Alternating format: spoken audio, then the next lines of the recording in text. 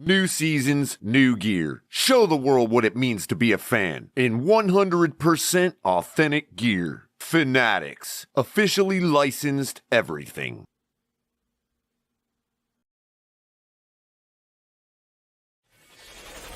Get ready to dive into a new world of online shopping with the Fins Tailgate.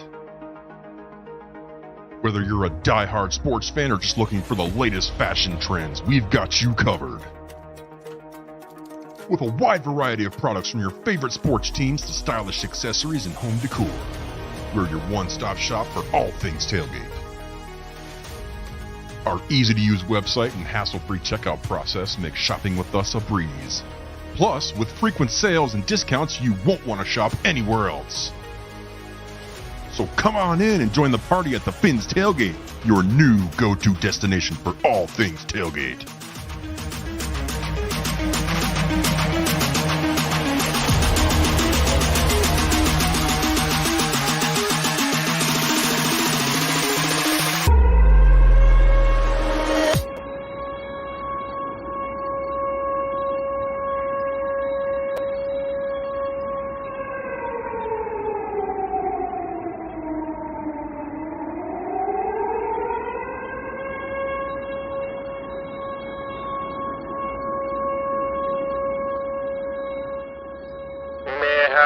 Attention, please.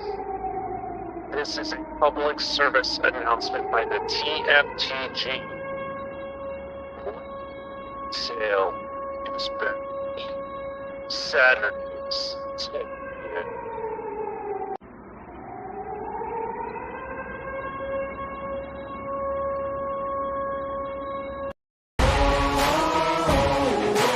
Man on a mission, I'ma get it. You know I be on a way.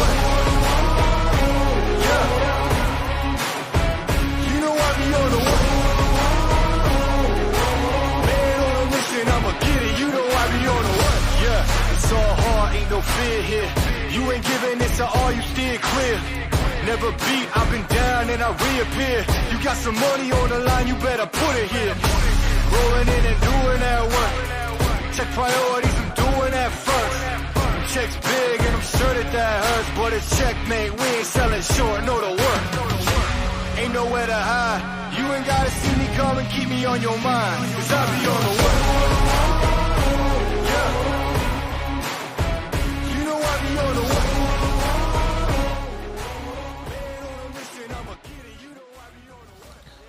Good morning, Fin fans.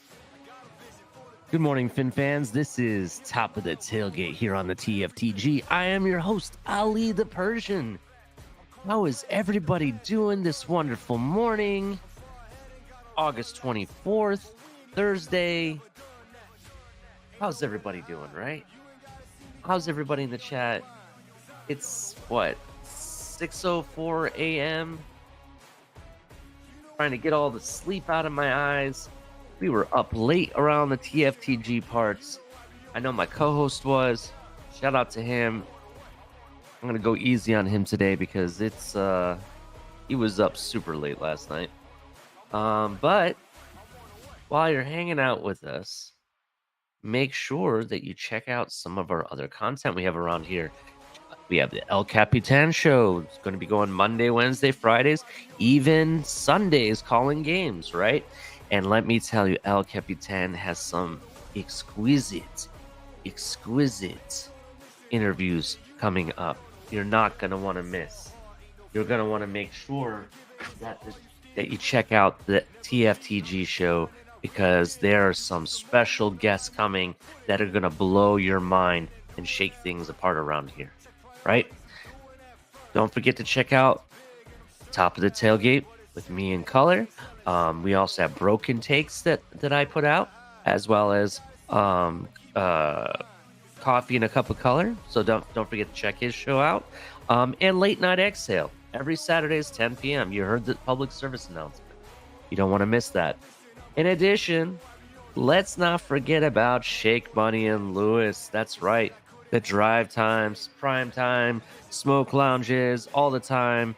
You know, definitely want to check out their stuff. Don't quote me on the schedule yet because we've just put together this whole new schedule. I got to memorize it.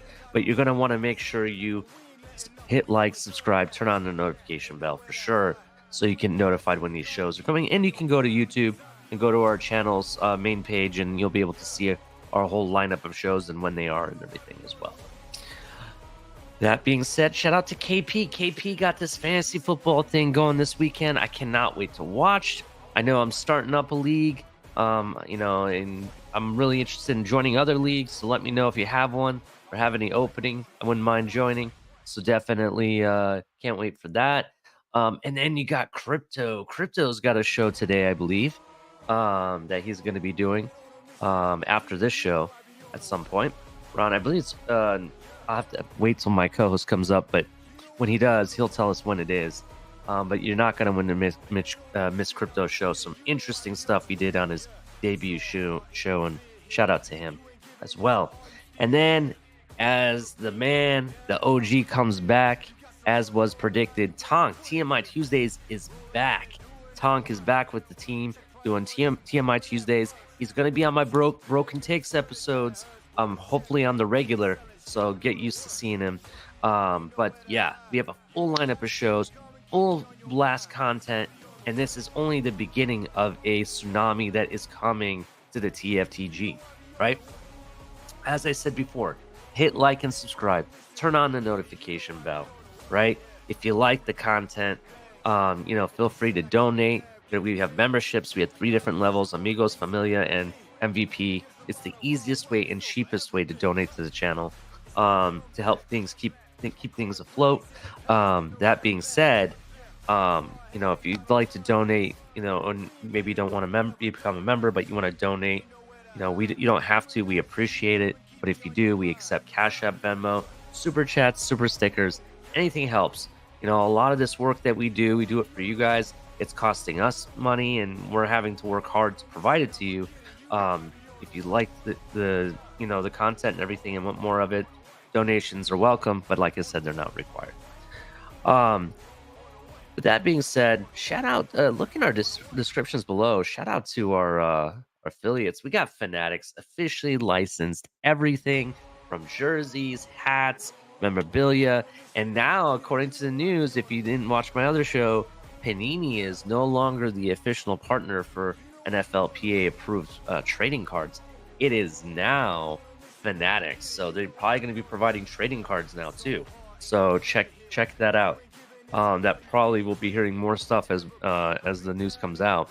But definitely check out Fanatics. Use the link below. That actually helps the channel out. And basically it tells them that we sent you, and it provides credit to us, and we'd really appreciate that. All the deals and all the items and everything that you can do on regular Fanatics, you can do using that link. It just tells them that we sent you. So definitely check out Fanatics. Don't forget Backroom Collection. Backroom Collection, honestly, it has amazing customized canvas artwork that you can hang anywhere and everywhere. Everything from Miami Dolphins. They do other teams as well. And supposedly they have these little accessories for visors that you can put in the little mini helmets that everybody collects, and stuff. So those are pretty cool. But definitely check them out as well. And then last but not least, if you need all the energy because you're so tired of watching all this content we're blasting and need the energy to keep going, check out Doobie Energy Drink. Doobie Energy Drink, it's all smash, no crash, as Color likes to say. Supposedly you don't get the jittering or shaking or the crashing that you do with a lot of the other energy drinks. They have a lot less byproducts and harmful products in them. They are primarily infused with all natural caffeine, as well as other products that specifically vitamins and minerals and stuff that help benefit the brain, as well as provide energy. They have a plethora of different flavors. And if you don't take my word for it, because I hear this stuff is pretty good, check out Shake Money. He does reviews on this stuff all the time. There's a video specifically for it. And on Saturdays, he's always trying a new flavor out and doing a review. So definitely check out Shake Money and his show if you don't take my word for it. But if you'd like to save 10% off there or Backroom Collection, use code TFTG at checkout. All right. So thank you to all of the affiliates. And last but not least, let's not forget about TFTGnetwork.com, right? Our official website, It's your one-stop shop for tailgate everything. When I say tailgate everything, I'm talking about TFTG everything. Everything from all of the co-hosts, their playlists of their shows. You'll have access to instant Miami Dolphin content. I believe you're going to also be able to see our Twitter feeds there. We're also going to be writing articles. I have some articles that I wrote in the past that I posted there. When the season starts and storylines start to get created, I'm going to have an open, active blog that I'm going to be putting, that I'm going to be updating weekly. So definitely you want to read that and check that out as well. And then that being said, there's a lot more content. There's the newsletter that you'll be getting from there that will keep you up to date on all TFTG everything.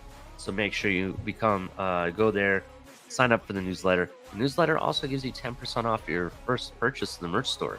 So definitely check out the merch store. Everything we have there, it's not your generic t-shirt, mug, or hat or whatever. There's tons of stuff on there. Everything from different types of t-shirts to different types of mugs and coasters and playing cards and purses and stuff for the kids, house goods, flags, like everything. There's so much stuff on there, it's ridiculous, right? And all of it was brought to you and inspired by you guys in the chat, the subscribers, the members, everybody, people that come on the panels, stuff that we've said around here. All of it has helped us inspire us in some way, including the other team fans, such as those Buffalo Bills and Jets fans that lark around because they don't have anywhere to go and we feel sorry for them. No, I'm just kidding. No, but for real, some of the stuff they've inspired as well. So shout out to them. But definitely check out tftgnetwork.com. You're not going to want to miss it. There's going to be exclusive content that's on there too eventually. So definitely check that out. Meanwhile, before I shout out to everybody in the chat, because I do see a bunch of chat stuff that's starting to pop up here, I am going to introduce my co-host, and just bear with me 1 second, because this man definitely deserves his own theme music to be played when he comes on, and I don't ever want to forget that.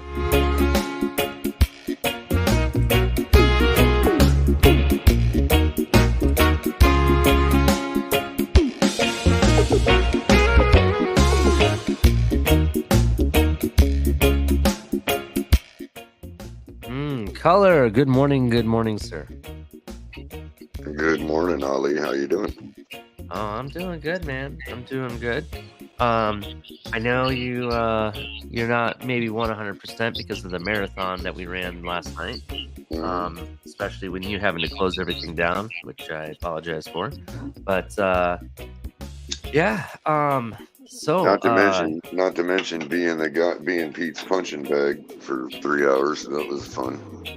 Yeah, well, it doesn't matter what if it's for 3 hours or 1 minute. I get tired of it within that first 5 minutes. Well, I've just about had my fill. I'll tell you that much.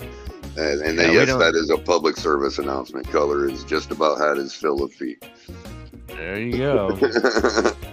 But Ali, real quick, a little tidbit of news. Did you see the media once again piling on, like they always do, the most piled on quarterback in the league yesterday? Did you hear what Stephen A. Smith said about him? No, I didn't read what. I know what another in a message did, and I was going to talk about in a message to the Dallas Cowboys. He said that his problem is not the only problem they have is Dak. Damn. Yeah, they're not wrong though. I thought that was just interesting that Stephen A. says Stephen A.'s problem with the Cowboys, Dak is still your QB. Damn. And I just thought that, man, they really got to stop piling on this guy. This guy is the most insulted, criticized quarterback in the history of the NFL, bro. Dak Prescott. They got to lay off of him, man. Well, let me ask you this, Color. And I don't want to get into a debate too quickly because I do want to shout out to everybody in the chat, right?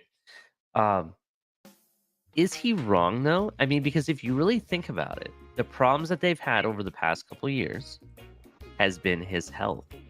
Oh no, he's not Well, wrong about Dak. He's wrong for Oh. saying it. He's wrong for saying it, is what you're Yeah. saying. Yeah. Hmm. You know, because Dak is the most criticized quarterback we've ever seen in this league. Hmm. Sounds pretty stupid, don't it? Yeah, it does. So I digress. Go ahead, buddy. I'm sorry. How you doing, Nah. man? What kind of coffee you drinking this morning? Oh, God. Well, let's shout out. Well, yeah, we can get into. Let's go ahead and get into that. All right. So, I am actually drinking again. I'm finishing off my Publix Premium, Mm. which it is a premium coffee, definitely. It's just a low premium coffee, which means that it's not as good as some of the real brand names, but it's way better than any other budget brand that's out there.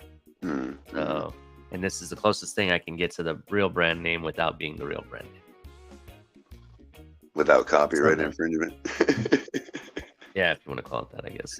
But no, Tim coffee's Hortons for me, man. Tim Hortons for me. No more 8 o'clock coffee. yeah, going back to that Canadian coffee, eh?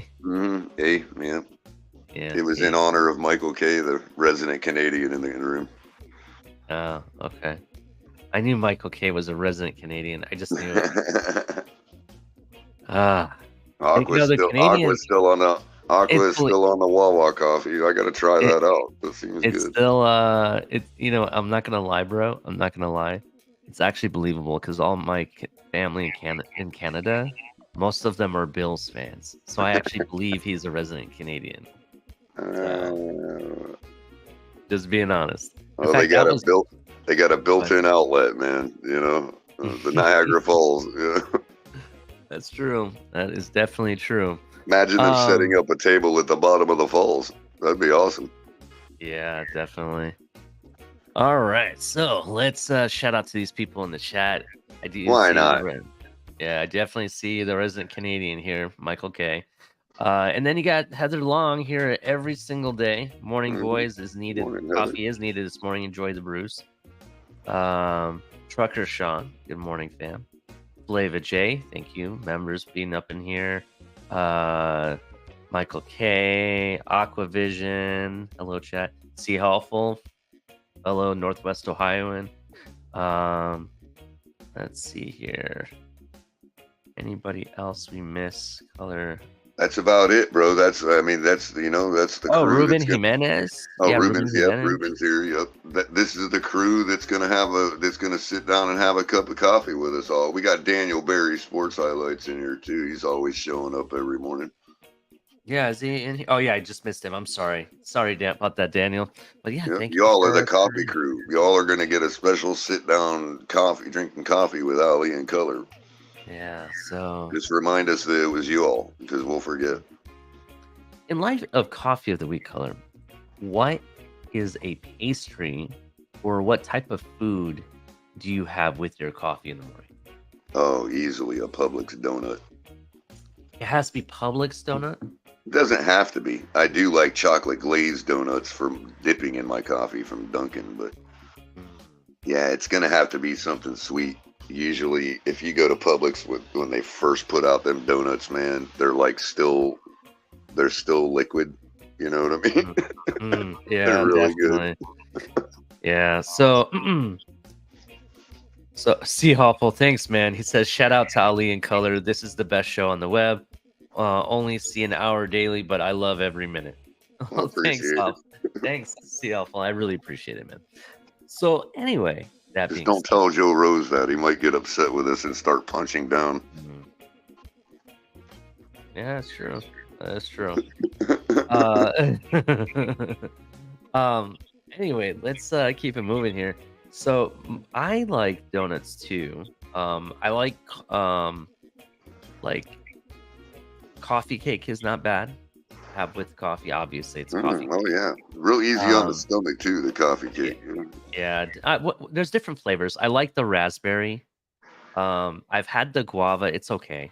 So it just depends on. Yeah, I just don't like the regular plain cheese one. You know what I'm talking about? Right. And I don't like that one. Donuts are not bad. I've come. It's weird. I used to only get Boston creams. Those are my favorite donuts. I used to get, that's why I get my go-to every time, right? But now I've kind of like expanded my palate with donuts at Dunkin' Donuts or anywhere else. I really like a jelly sugar donut. You know what I'm talking about? Like regular jelly donut, not a powdered jelly one, but a sugar one. And I also like a chocolate frosted donut with sprinkles too. I've kind of expanded that. Right That's on. primarily because of my kids. That's what they eat. And I just like, not bad. You know what I mean? Oh yeah, I mean, Um, gotta have the sprinkles. I mean, you know. but I'm not gonna lie, Color. Do you There's gonna carry be a that little can of moment. sprinkles around with you just in case? I don't. However, my wife's a baker, so they're in the house in case they needed them. You know. Yeah. I mean, Do the kids sneak a little swig every now and then after school? They try. Yeah. So we used to do that all the time, man. Dunkin' Donuts has like 2 different sprinkles, and I don't like one of the versions. And then the one that they're like the big chunky shaped sprinkles, like it's supposed to be something fancy.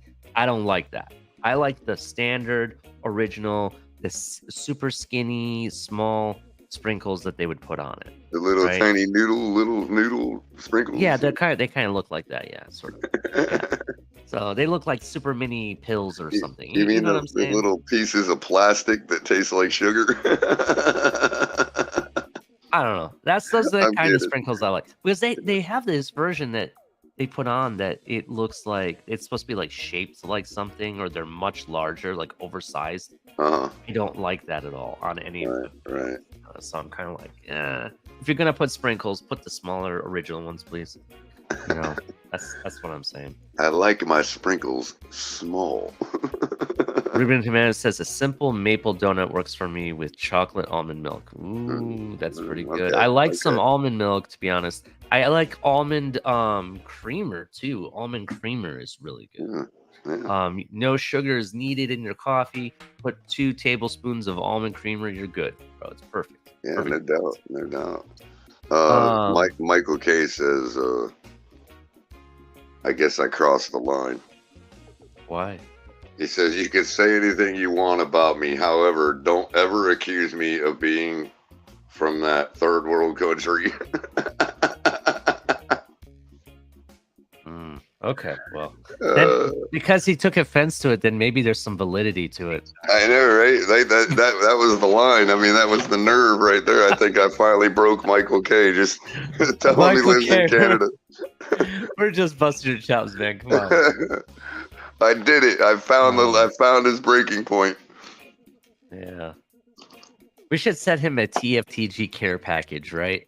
Oh, Maybe no a doubt. TFTG hat, a mug, and then a Canadian flag.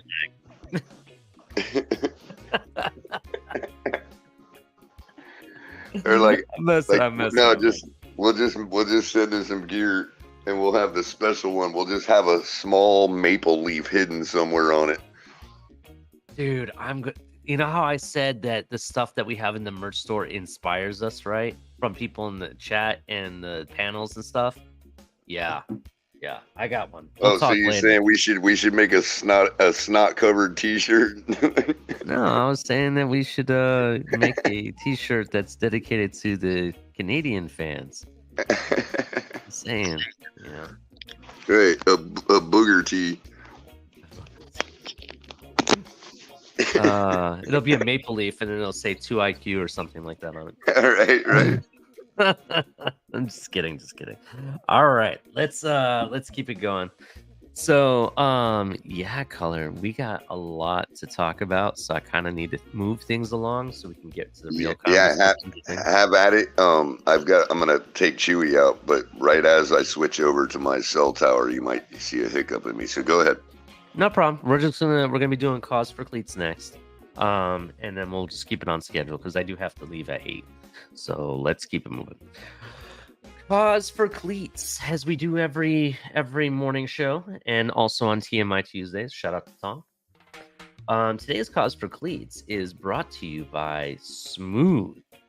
That's SMOOTH. You can go to smooth.org. Smooth.org, their mission is to empower, educate, and equip survivors of domestic violence through acknowledging, preparing, and affirming their whole selves We implement the mission through innovative, individualized, and impactful programming that meets the needs of our survivors. Here. So if you didn't know, Smooth, and let me bring this here. Okay, sorry. Smooth is a nonprofit organization that leads the way to empower women affected by the perils of domestic violence. We believe that those overcoming abuses are unique and deserve multi-pronged approach when being engaged. We connect survivors to reputable community resources, counseling, internships, personal, mental health, legal, and provide our butterflies, as they say, with emotional and financial assistance. Trying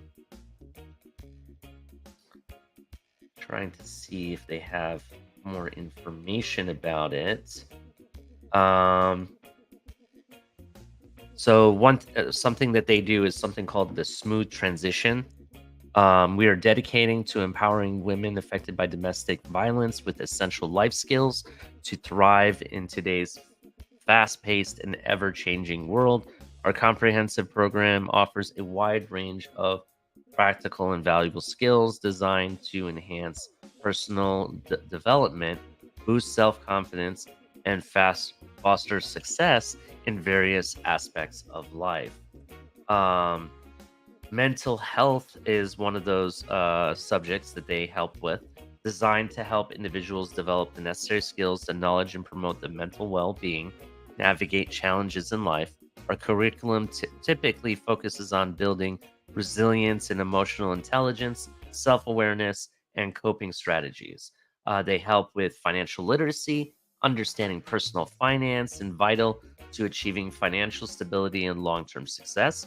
Our program equips participants with fundamental financial skills, including budgeting, saving, investing, managing debt, and making sound financial decisions. Health and wellness, caring for one's physical and mental well-being is critical for happiness and success. They emphasize the importance of healthy lifestyle choices, stress management, self-care, and building positive and physical habits. Time management organization, and this is a skill that everybody should have, to be honest. Efficiency, managing time, and staying organized are essential to productivity and achieving goals. Our program teaches practical techniques and setting priorities, managing tasks, and planning and maintaining a healthy work-life balance. Career development. We provide guidance and resources to help participants explore their passions, identify their career paths, develop job search strategies, create impressive resumes, hone on their interview skills, and cultivate professional online presence. Healthy relationships. Our dating curriculum for domestic violence survivors requires a sensitive and comprehensive approach, prioritizing safety, healing, and empowerment. Tailored to specific needs and experiences of domestic violence survivors, is essential to approach the topic with empathy, respect survivors' journey, prioritize their safety and well-being throughout the curriculum. So this is some things that they provide. They provide a lot of community. They basically set them up with a lot of programs and different things that are available in the community to help them have a smooth transition from their current situation into a better one. I think this is a great program. Everybody can be affected by domestic violence. It doesn't discriminate, to be honest, but this is one of many, many, many different programs that are available. If you'd like to know more information or know someone that needs resources such as this, or you'd like to donate or, provide some type of networking for different community programs that are available in your area to help with this, please go to smoothinc.org. Yeah. So that's the name of the website, smooth, SMOOTHINC.org. So definitely check them out. Oh, and that is today's Cause for Cleats. It is, again, as we say on all of our episodes, we're not affiliated with any of these Cause for Cleats. We are just bringing awareness, putting them out there. There's so many of them. I've gone through all the ones that I could find from the Miami Dolphins. I'm going over to different teams. This one, I believe, is DeAndre Hopkins cause for cleats. So definitely shout out to him, and shout out to every NFL player that has a cause for cleats. I'm just providing awareness to what they are. All right. Let's keep moving to everybody's favorite program or segment on this show. What in the world? What in the world Color? is everybody's favorite segment, Ollie? Yeah, it's called What in the World. Shout out to Adam Sadowski. That's what I just said. In the air now. What in the world is everybody's favorite segment? Yeah. Shout out to 72 Undefeated. Yeah, Color is a bit tired. He did a marathon yesterday. So that's what we've been doing around here, marathons, right? So, yeah. And unfortunately, he had to sit there and, be embraced by Pete. So you know how tiresome that can be. Yeah, and it really is just so redundant and repetitive, bro. It's like, I get it, man. I could write a novel verbatim, word for word, of everything Pete said last night because I heard it 10,000 times. I swear to God.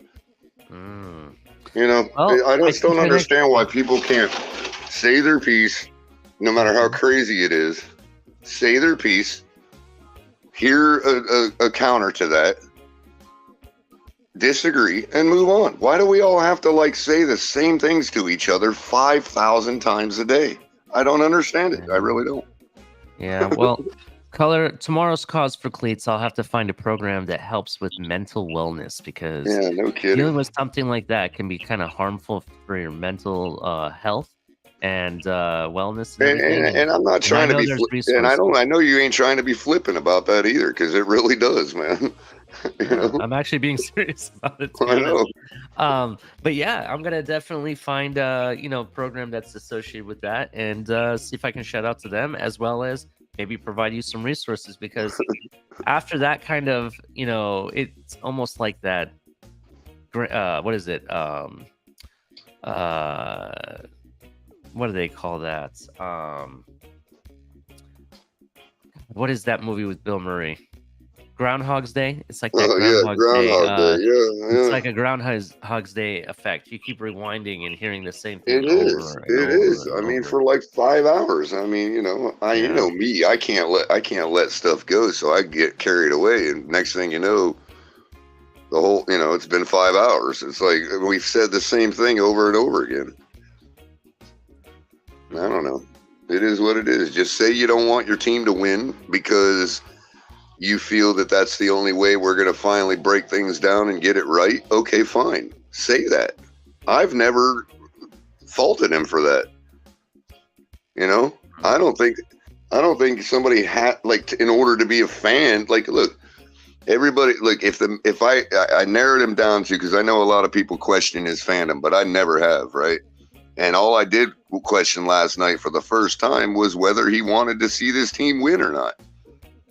And look, if he's honest and says, no, I don't, because of this, that, and the other reason, then whatever, no big deal, because it ain't no different than everybody wanting to tank for Tua.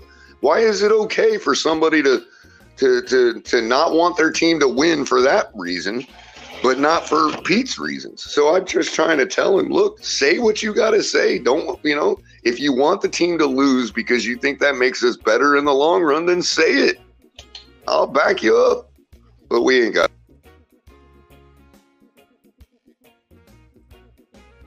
You back, Color? Yeah.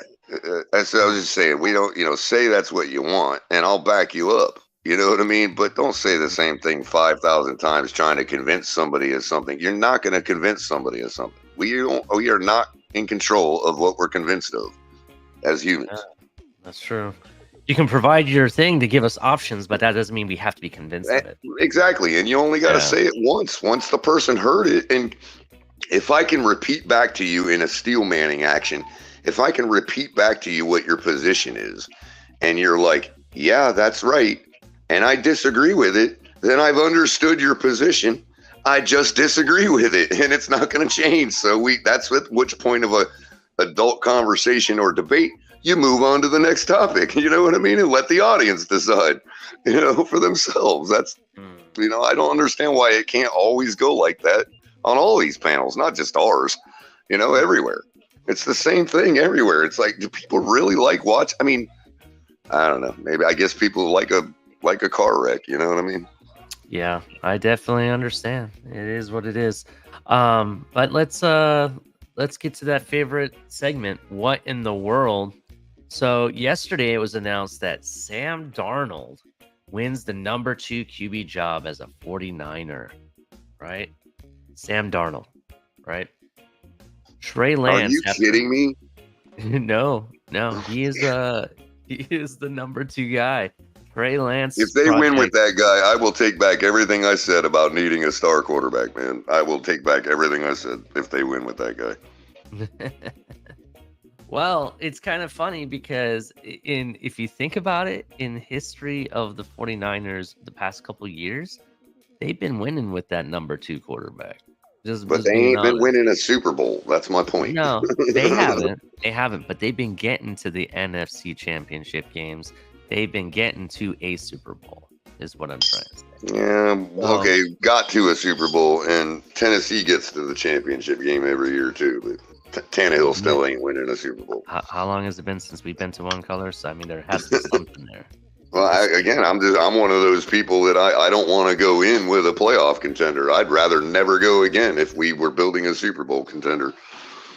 I would rather go in with the Super Bowl contender. That's because I know once we build a Super Bowl contender, the wins will come. I'm not worried about it. So I'd rather not go and just build a Super Bowl contender because it will come. What's the old saying, bro? From that movie, Field of Dreams? If you build it, they will come. It will come. Yeah, definitely. But anyway, in light of Sam Darnold being the number 2 guy, the Trey Lance project has crashed and burned. Supposedly, Trey Lance has been offered up for trade or accepting offers. And from what I'm hearing, there's been some more talks with the Minnesota Vikings. There's a chance that he's going to end up being a Minnesota Viking when it's all said and done. What are your thoughts on that? Which raises an interesting question, Ali. Mm-hmm. We all know the 49ers have been out on him from basically the beginning. Yeah. Right? So how could that guy ever hope to... Color. I'm sorry, I was saying, how is that person ever supposed to thrive in a system where the coach don't like him? So I think we need to get off Trey Lance's back for a minute and see what happens at his next location. To be honest with you. I do agree. And, as I've said it before, just because you haven't worked out somewhere doesn't mean you won't work out elsewhere. But we all know there's only one man that gets that deference in this league. Yeah, I'm saying it. I'm tired of it. I'm tired of the double standard. I hear you. I mean, I hope Trey Lance does well at his new location. Yeah, this is true. I hope he does too. I definitely hope he does too. And we'll see what happens. But interesting enough, Color, the style of quarterback is that the Vikings are considering is kind of interesting based on who's there as their defensive coordinator. Mm-hmm. Because isn't Trey Lance have similar skill set to, let's say, a Deshaun Watson or a Jordan Love, so to speak? I mean, that is the rumor, yeah. Yeah, or even I hate to say this, but he has a similar skill set that could be similar to even a Lamar Jackson kind of. Right. Now skill level wise, I would equate him to no higher than Desmond Ritter or somebody. You know what I mean? But I understand, but what I'm talking about is. But yeah, you're right. You're right. He's in the same model. Right. He's in the same model. Absolutely. So I understand that Flores is not the head coach at the Minnesota Vikings, but maybe that's maybe the direction that the team sees the future. Do you understand what I'm saying? Mm-hmm, mm-hmm. And maybe that is a guy, hey, we can get him on the super cheap, super low. And because I'm hearing it's like people are not wanting to offer more than a 6th or 7th rounder, to be honest. But I don't know if that's accurate or not. I just read that somewhere. And if that's the case, you got a guy here that could sit behind whoever they got now and maybe fits that mold for the next coach. And I'm just kind of connecting the dots because of the style of quarterback that supposedly Flores wanted while he was here. Right. You know what I mean? Right. So that's all I'm pointing that out to. So I thought it was kind of interesting that it had the Vikings of all teams are the ones that are maybe a destination, because supposedly they've been talks are ongoing. Right. Now, as far as Lance goes in his future development, probably ain't a bad move, because I Cousins strikes me as a guy that, as much as I don't like him as a quarterback, for the same reason, he is probably a really nice guy, and he probably will kind of mentor the kid and try to do something for him. Whether Lance can translate that, I don't know. But I don't like Kirk Cousins. He wouldn't be my first pick at quarterback. But one thing I will tell you about Kirk Cousins is that he's consistent enough that you know exactly what you're going to get from him. Exactly. And, for the whole year. You know what. And for a guy to choose to play in Minnesota because he probably likes living there, he's probably a nice guy. You know what I mean? Like, let's be real, man. Yeah, he probably is, definitely. And he tries to play into the fan base and whatnot. You saw the whole thing last season with the chains and everything. Right. I think there was I just don't see him snubbing. I don't see him snubbing Lance like Aaron Rodgers would do or something. You know what I mean? Yeah. That's what I mean by being a nice guy. Like, I could see him actually trying to help the kid, Oh, yeah, definitely. I completely understand. I agree with that. I agree. Probably a great fit for Trey Lance. Yeah. Speaking of being in talks, so this, and I'm going to bring this up. We're going to talk a lot more about this subject, I will say, here shortly, but this is what in the world. So all the rumors that with JT going around, right? And it's going to be more amplified over the next today and tomorrow. It's going to be crazy, right? So get ready for a roller coaster ride. Oh, another one? Oh, yeah. Well, listen to this. We were interested in Saquon Barkley. We found out earlier in the season, or off season, we tried to trade for him. They said no. We tried to trade for Dalvin Cook. No. Dalvin Cook, even as a free agent, didn't want to necessarily meet our demands. And look what's being said now, Color. The Dolphins seem like they really want a running back. According to Vic Tafur, Miami called the Raiders about Josh Jacobs' trade, but we're told the all-pro running back is not available. So they really want a running back. And what does this sound like to you, Color? Sounds like overpayment for us coming pretty soon. Maybe. But let's actually think about the history of how things transpired last offseason when we acquired Tyreek Hill, right? There was a rumor that we were interested in getting a wide receiver one, right? And prior to Tyreek Hill, there was reports that we reached out to the Packers about Devontae Adams. We reached out to San Francisco about Deebo Samuels. That was a big rumor. We even reached out to the Commanders about Terry McLaurin, I heard. That was a big rumor at some point. There was all these wide receivers that supposedly we actually went and talked to or, inquired about. And it seems like the same exact thing is happening. All these different running backs we inquired about, been reporting pop-up reports and everything. And out of nowhere, we make some massive move. Can that JT move be the same thing that Tyreek did for us last season? It could be possible. It could be definitely very possible. Chris Greer, make it happen, man. Make it happen. I think you're missing the real story here, Ali. And that's what we bring y'all here at Top of the Tailgate. We bring you the real story. Okay. What is the real story? We ain't them other YouTube channels around here that like to clout chase and whatever else. You know what I mean? We're gonna give you the real, and the real story there, Ali, is that we got snubbed by somebody that played with Tua at Alabama. How is that a snub? He's not available? We know he's available. Why would they tell us he's not available? Because he's not available to us, which means he don't want to play here. Actually, I'm going to disagree with that, Color. All right, go ahead. Because the Raiders hold the rights to him, right?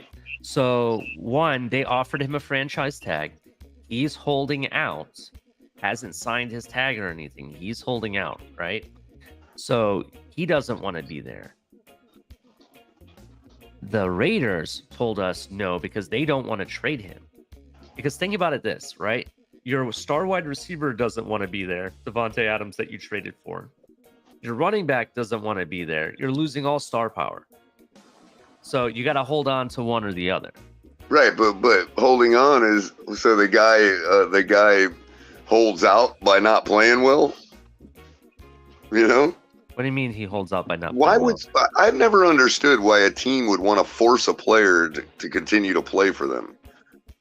Because they want something. Because they've invested. They invested the. Right, I understand that. But if a player's telling you he doesn't want to play for you, he's not going to play for you, whether he puts on your uniform and goes out on the field or not. He's going to be making business decisions on the field, and you can't have a player making business decisions. I hear what you're saying. You know, that doesn't help the team win, is what I'm saying. I've never understood that concept. Yeah, I understand. Let me ask you this question: Chris Jones, defensive tackle for the Kansas City Chiefs, one of the best, right? Hold on one second. While he's doing that, to clarify my point, I don't think Jacob. Go ahead, bro. I'm sorry. Okay, Chris Jones is holding out, right? And he's prepared to hold out and even lose out paying $50,000. I think it's $50,000 a day or whatever, as well as the $1 million he gets per game or whatever. He's willing to lose out on all of that, right? Just to either get the deal he wants or to get traded away, right? And they haven't traded him yet. You know, that's what I'm saying. Like even Saquon Barkley was holding out and everything. He's like, you don't want to pay me? I don't want to be here. In fact, I think. Well, in his case, wait a minute, but you just made a different caveat. You don't want to pay me. I don't want to be here. Well, they paid him. Well, but when a player doesn't want to play somewhere, and it has nothing to do with money, why would you want to force him to stay on your team? I just don't understand, you know. I understand, but I'm not going to say that he snubbed our quarterback. I don't agree with that statement. Because we don't know. He hasn't said yes or no to that. Now, if he said, no, I want him to get my deal with my team, and then if I have to, so be it, then I could kind of see that, but he hasn't said. He just said he's just holding out because he wants he wants a better deal.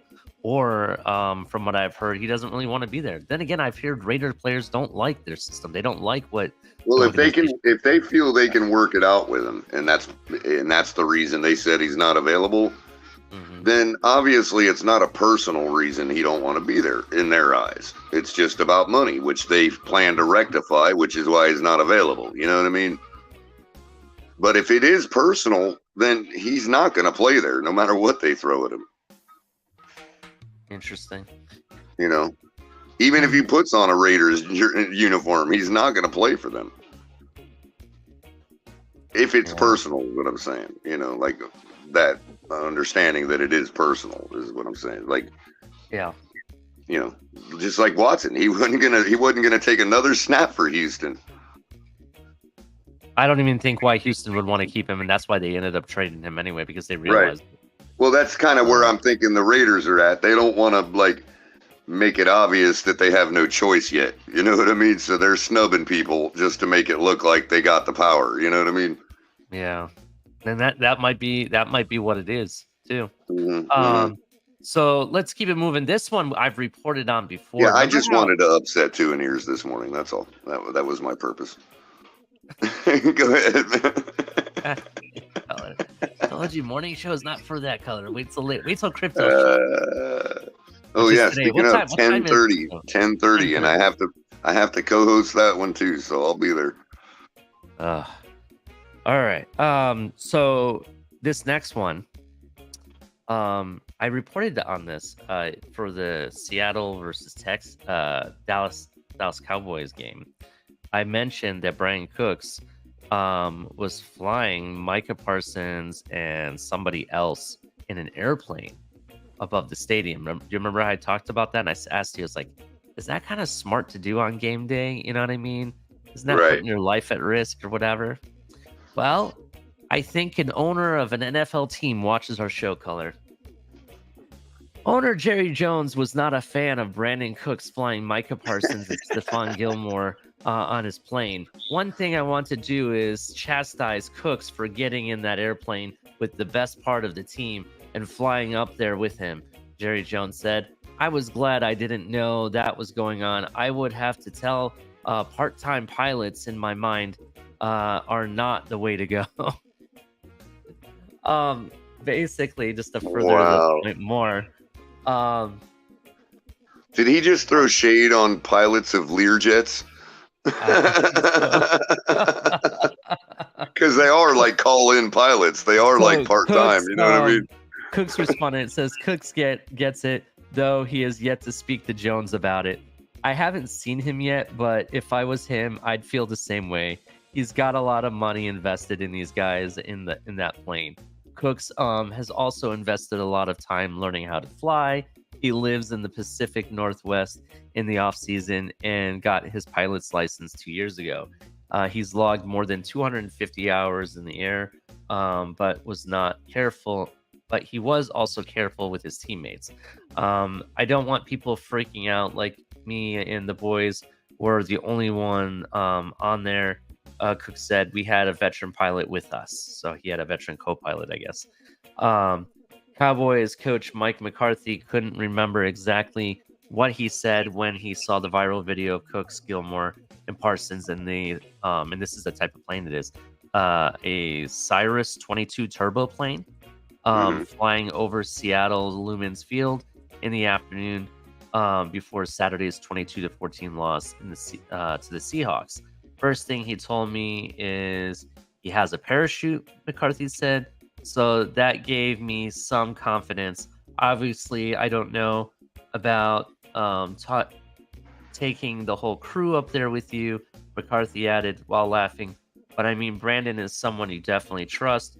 Cook acknowledged the obvious about the flight. We had fun. You can also trust that Cooks gets the no-fly zone message from Cowboys loud and clear. That was probably the last flight of the year. I'd obviously never do anything like that during a regular season. We'll get back to it after February. Man, these guys are laughing it up pretty good about this issue, bro. Like, have we forgotten? I mean, somebody else had a veteran pilot piloting his helicopter too, but you know how soon we forget and make a joke about all this. Oh yeah, I was there. No big deal. Okay, fine. Just don't come crying to me, you know, when somebody gets hurt. That's all. I'm not going to spend 3 weeks watching news coverage of a down plane this time around. I'll tell you that much. You know, definitely flying is an efficient way of transportation. It is, I would say nowadays, there's a lot more safety with it than before. However, it's still dangerous, right? And this also comes on the day that Kobe Bryant, for example, would have... I wasn't going to use the man's name, but you're right with me, Ali, on this. I Kobe Bryant, who, in my mind, was the greatest of all time in my generation of basketball. I idolized the man as a basketball player. He actually would have been 45 yesterday. Wow! Unfortunately, he's no longer with us, and he wasn't even horsing around, and he wasn't even piloting or anything. He was, nor was it a horsing around flight. You know what I mean? Exactly. He was just going from one location to the next. That's all it was. I mean, that's what they're for. They're not sports cars. You know what I mean? Yeah, exactly. So that being said, I know it's a little bit two different things, but flights are still dangerous, regardless of all the safety things and technology we have. They can still be dangerous, regardless. And again, Um, you know, for those out there that have, you know, sensitivity issues, it's not very sensitive to be laughing it up about gallivanting around in a plane like that, you know? Yeah, definitely. I I definitely mean, understand. that's not what they're for. You're up there gallivanting basically around in an aircraft. Like, why would somebody take an aircraft other than leisure flight? Yeah, if you like flying and you're, you know, but that's not what that was for. That was to make a show. And, you know, hey, like I said, it's all fun and games till somebody gets hurt. They have a right to do it. I think other than their contract and all that, whatever it might dictate. But really, again, the next time it happens, I'm not going to be having all kinds of sympathy and sitting here for 4 weeks watching news coverage of a downed airplane. I ain't doing it. I'm done giving sympathy to a bunch of people that don't care for their own selves. You know what I mean? Like, really, Yeah. the guy was traveling, bro, not gallivanting around, and he lost his life, dude, in a helicopter. And we're going to talk about, oh, well, that guy was a veteran pilot. It's okay, Jerry. Don't worry. I won't do it again, you know, and laugh about it like it's nothing. Hey, fine. If it's nothing, it's nothing. And I'll treat it like nothing the next time it happens. Yeah, I understand. So that being said, moving on to the next subject, and I'm sorry, Color, I'm just trying to keep us on schedule here. Oh, no problem. Don't mean to be cynical on that, but, you know. No. You're taking it in more of a serious manner, and I agree. I'm right there with you. I even question, and I'll even ask you this: what is worse? What would you rather see? These guys playing golf on game day or flying in the airplane? Right. You know, I'd rather. I see don't the even golf, mind yeah. seeing in an airplane. Just don't come crying to me, shedding crocodile tears when something happens. You know, Yeah, I understand. we're supposed to glorify these guys when something like that happens. We're all supposed to stop our lives to, you know, honor this guy because he was gallivanting around in an airplane and crashed. You know what I mean? Like, okay, fine, I'm not doing it. You know. And I don't think Kobe's family will be doing it either. All right, Color. Sorry. So the next subject that we're gonna get into, and this actually comes based on certain things that were said by ESPN analyst. Tua responded to Clark's comments. I come from a Samoan family. Respect is everything. It does get to a point where it's like, hey, a little easy on that, buddy, because I think we're pretty tough-minded people. And if we need to get scrappy, we can get scrappy too. Just saying. So, yeah, the big hoop, a lot of talk about the comments that were made by Tua after someone asked him how does he feel about the comments that Ryan Clark made on ESPN, right? About his body and, you know, how he's gotten a little bit thicker. You know what I mean? It was kind of interesting. I kind of like my quarterback kind of you know, getting a little bit scrappy, if you want to call it that, or you know, say some stuff back. You know, I kind of liked it. But let's actually talk about that a little bit more, Color. All right, because I actually have the article that we will actually talk about. Hey, I like a guy defending himself. I just think that there's more important hills to die on than what the measly words of a former Pittsburgh Steeler, you know. Nah, I understand. But let's actually, again, I asked the question that was asked around yesterday. Is what Ryan Clark said about him true? Before we actually get into that, let's read this article, Color. Okay. Right. Thank you. So this is according to Omar Kelly. Tua to Ryan Clark, keep my name out of your mouth. Dolphins quarterback Tua took offense to ESPN analysts joking about his weight gain and points out it was intentional. What an ESPN analyst intended as a joke seemingly turned into fighting words for Miami Dolphins quarterback Tua Tagovailoa. Upon hearing that ESPN analyst Ryan Clark, a former NFL player and co-creator of the Pivot podcast questioned his off-season workout and diet in an NFL live rant about Tagovailoa's size. Tagovailoa issued Clark a warning before telling him, "Keep my name out of your mouth. I come from a Samoan family. Respect is everything.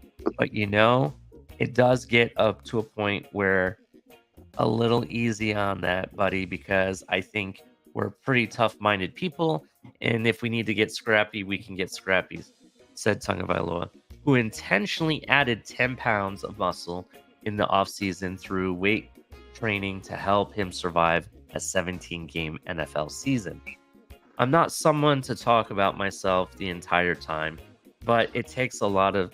Tagovailoa said, "You think I wanted to build all this muscle? Like to some extent, I wanted to, but I wanted to be a little lighter as well. There's a mixture of things that people don't understand, that people don't know about, and are talked about that goes behind the scenes."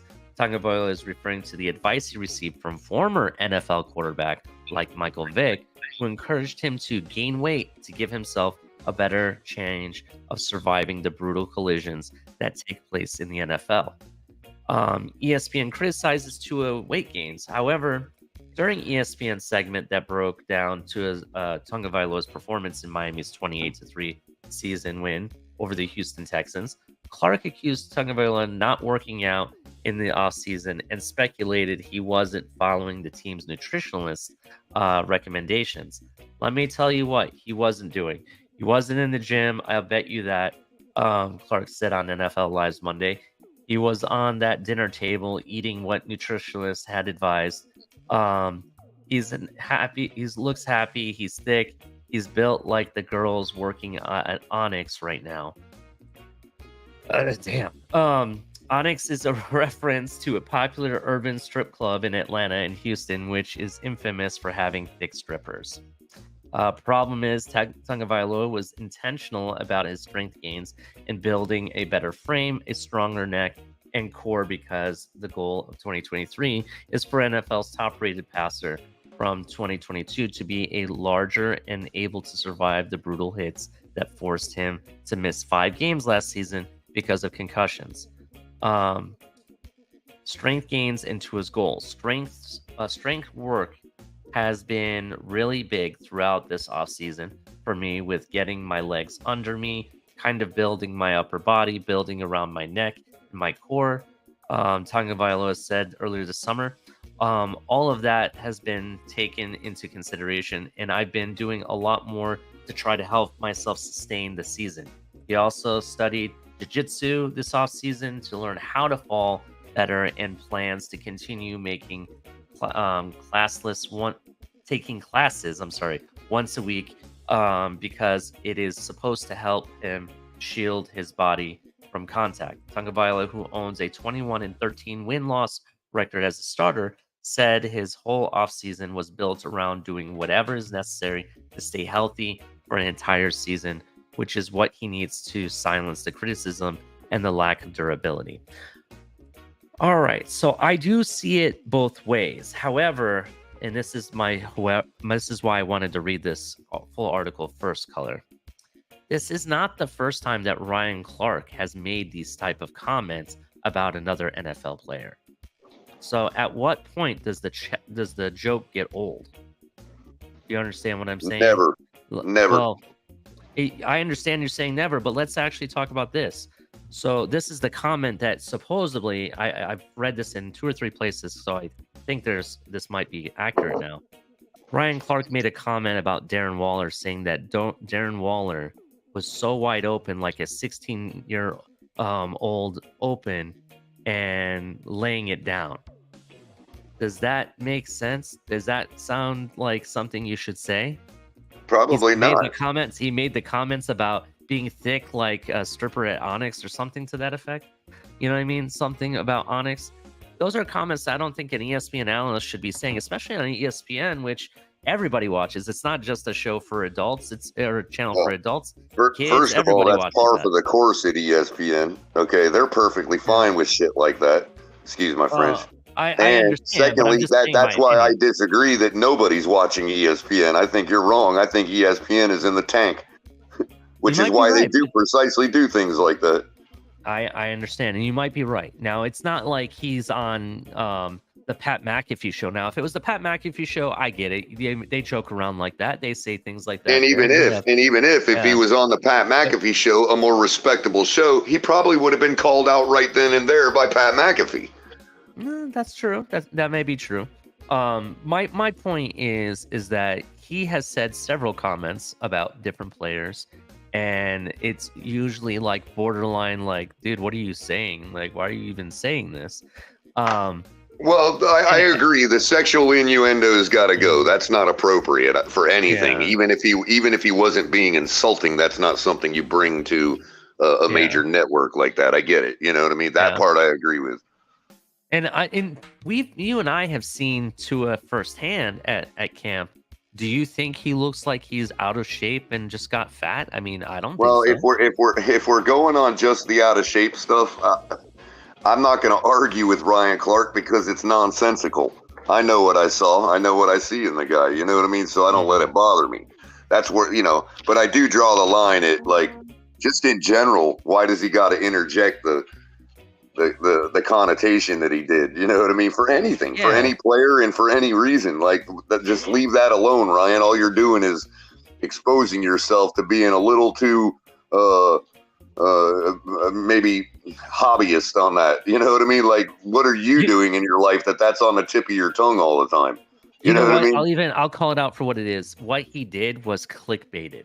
That's what he did. Well, yeah, he that's true. That's true. To gain followers for his podcast. But see, that part I'm never going to fault a man for. I'm never going to fault a man for that, bro. I understand. I get it. I get it. People do things to get the likes and the followers. But what I would do is turn it around on him and question why stuff like subject matters like that are always on the tip of his tongue. That's what I would do, is turn it around on him and question him. Why do you keep making jokes like that? Is there something we need to know about you? You know what I mean? Yeah, like, if I kept making, let's be real. If I kept making jokes about a minority, what would people assume about me? Yeah, definitely. Well, if I keep making jokes like he does, what should we assume about him? That is true. I see your point now. That's how you turn it around on the guy. You don't talk about how tough and thick-skinned you are when you're not being thick-skinned because you're saying something about it. Thick-skinned is, who is that guy? That's what thick skin is. You know what I mean? And what's wrong with him that he keeps using that kind of language? That's thick skin. That's how you turn it around on a guy like that. You don't call for his job. You don't have your little minions go out there and call for his job. You know? I'm on both sides of this fence, bro. I'm with you, man. But I can see certain things. I am getting quite fed up with this selective appearance of Salty Tua. Let's get Salty Tua on the damn football field. How about that? That's true. I kind of like that. Salty Tua on the football field. You know, I mean, the things he's saying is like so contradictory. It's unreal. What is he even listening to Ryan Clark for if he's busy in the gym? The only reason it came up is because Joe Shad asked him the question, I believe it was. Right. Oh, and he did kind of answer it. He did start off answering it kind of like in a generalized way. Like, I don't know. I think it's weird people talking about somebody else. But then he made it specific. Keep my name out your mouth. He knew who he was talking about. You know? And what do you mean keep my name out your? Are we not allowed to say his name either now? Well, let me. I'm going to criticize him again. I'm going to criticize him plenty more. Let me ask you this, Color. Has Ryan Clark made comments about Tua before? I don't know. Again, I don't watch people like that. People get upset about what Ryan Clark says, and I don't because I don't watch the guy. I understand. I'm just asking the question because I don't know. And I'm asking because no, I got you. I'm just explaining that I don't know. You know, this sounds like there's been some going back and forth. It sounds like a comment. The way it was answered, it almost sounds like it's like this isn't the first time. Like it's something that's been revisited a few times. I could also imagine a little animosity on Ryan Clark's part if he's been attacked by certain people online. You know, I can imagine him going right into the fire. What does he care? He's not a Dolphin. You know? And here's the thing. And again, when it comes to what he said in the sexual innuendo and all that, I do draw the line there. I'm not going to defend the man on that. You know what I mean? Mm-hmm. But one point I do want to point out. Where is it? Cat for Life has an excellent question, bro. Where is it? Oh, that's not the one. Cat for Life, you made an excellent question, bro. Hold on. Bear with me, guys. Bear with me, because I got to bring it up. Here we go.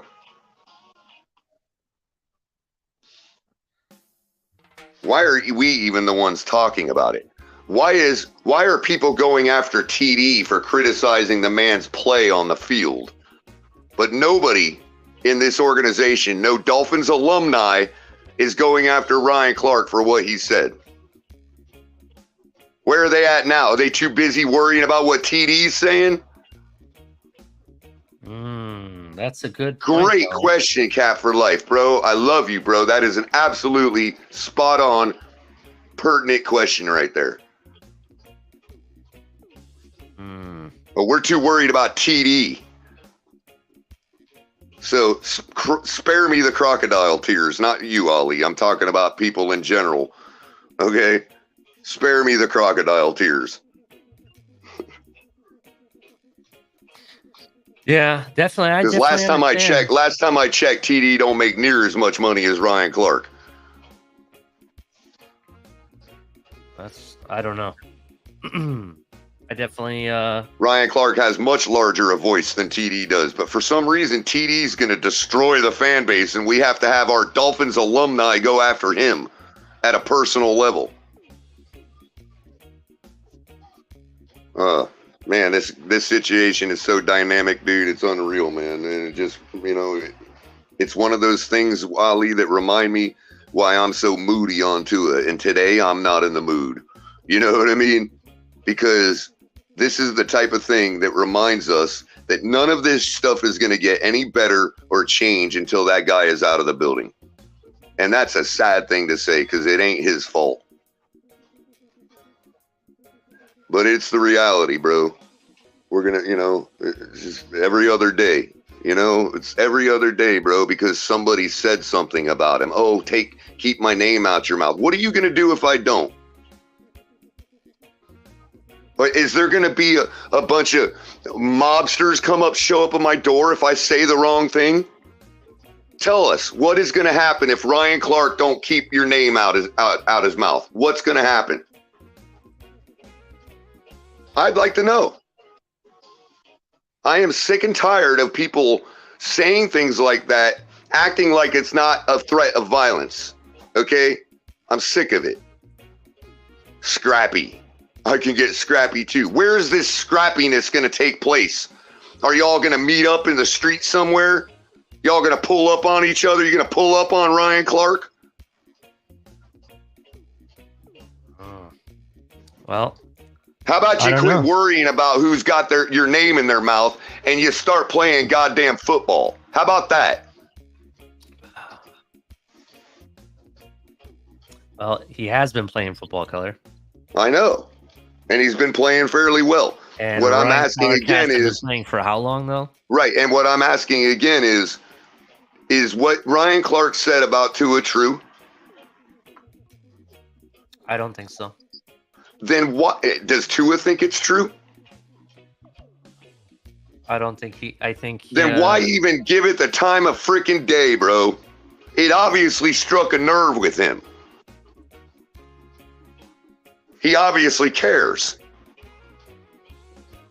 which is a good thing, in and of itself. But don't act like, you know what I mean? Like, what? Man, again, who is Ryan Clark? That's what I would have said. Who is Ryan Clark? It sounds like this isn't the first time that he said exactly stuff to Tua or about Tua. Right. So and as long as he keeps reacting to it, Ryan Clark's going to keep doing it. Have you and I not learned the same thing about people that don't like us in this community? Oh. You know what I mean, bro? I mean, it is what it is. Everybody gives me this advice when I got a thin skin. I don't understand why we can't throw the same advice at Tua. Ignore it, bro. If it's not true and it doesn't apply to you, ignore it. Be an adult. Show him you're better than he is. Ignore it. Unless it's true. If it's true and that's why it bothers you, then tell us. Be honest. No, I didn't get in the gym. Does it matter? I'm still completing footballs. Well, I think the whole thing prospect that he didn't get in the gym is kind of an oxymoron, because technically learning jiu-jitsu in itself is a form of working out. So that's why I think the whole thing is like really Captain Obvious. And that's the problem, though, Ali, is all it does is call attention to all this stuff he had to do in the offseason that an NFL quarterback shouldn't be having to do in their fourth year. That's all that's doing, is calling attention to all that. Listen, let's actually take it for what it is, right? This is the true story. You mentioned the true story on the other thing. This is the true story here. You ready for this? Ryan Clark is watching people left and right at ESPN get cut, right?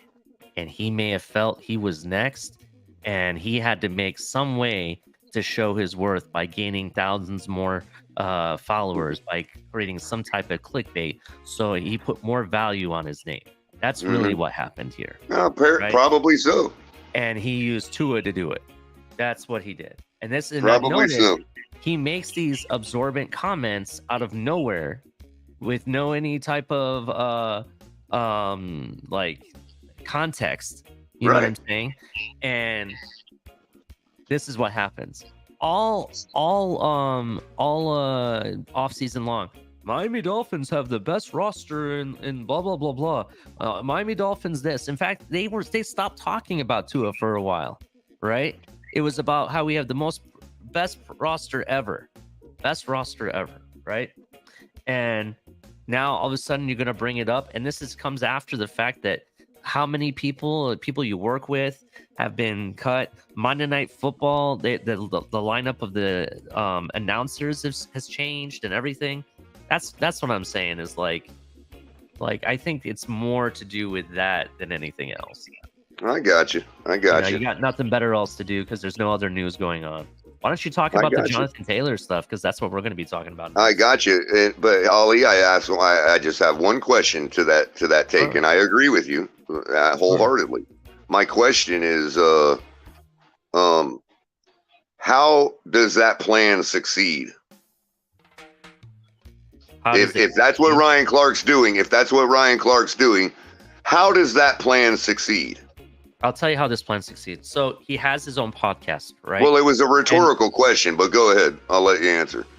All right. So how he succeeds is this. The big reason that ESPN even went and got Pat McAfee to join them is primarily because the fact that they know that digital content is the way to go. It's the now and the future, right? They get more content out faster. Right. They reach more people than ESPN. ESPN is a premium cable television. Okay, pause for a second. This gets to my rhetorical question, and it's the same one. How do they make sure that comes to fruition? What tells them that they were successful in doing that? In doing that, what tells them? I'll tell you right now. The clicks do. Yes, that's basically right. So if we don't want them to be successful in their plan, we don't click. You don't react. I get you. That's all I'm saying. I'm not trying to patronize you. I'm just saying this is why it was a rhetorical question, because I already had the answer. The way they succeed in their plan is by getting the clicks. And we're giving it to them. I haven't clicked on all this stuff I heard third party. I haven't clicked on one article from Ryan Clark. Not one video, not nothing. He has not gotten a click from me. I've done my part. That's why I can say the things I'm saying.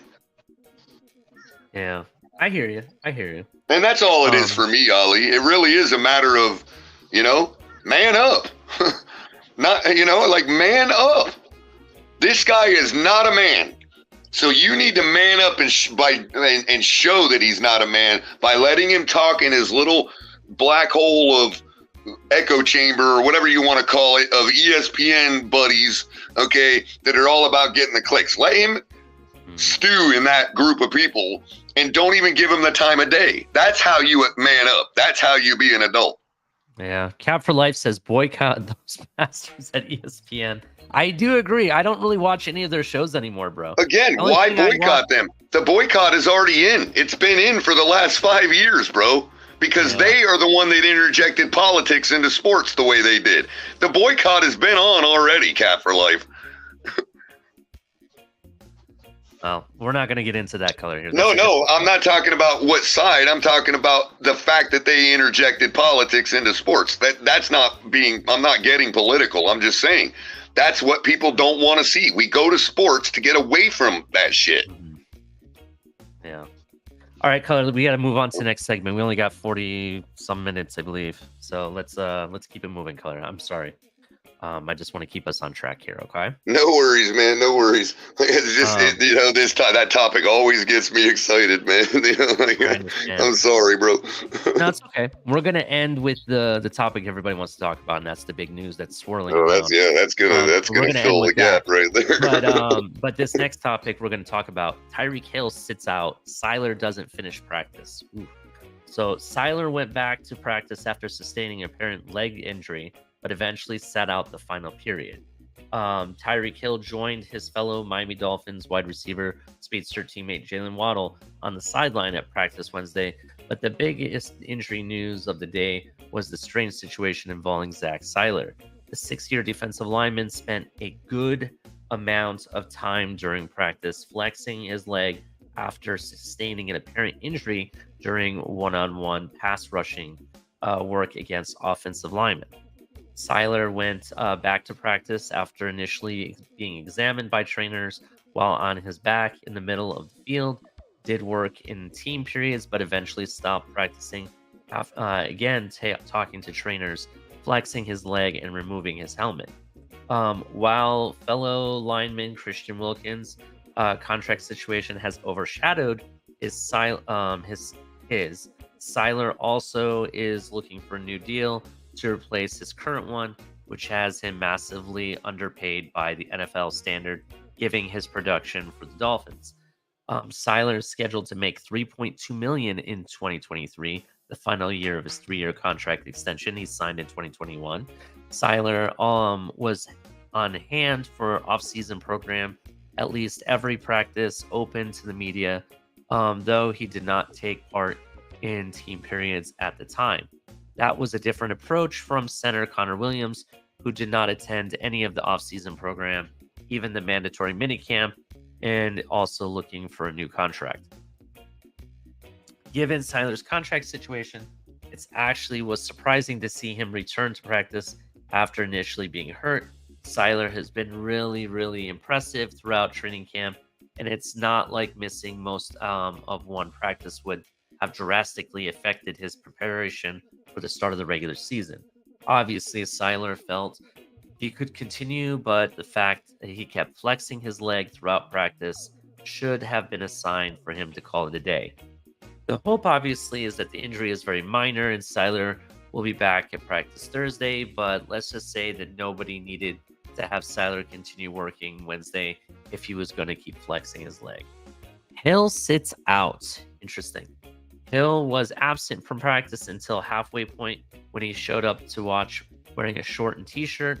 The Pro Bowl wide receiver said at a joint practice in Houston last week that he was supposed to have the day off at the time, but wanted to get some work in.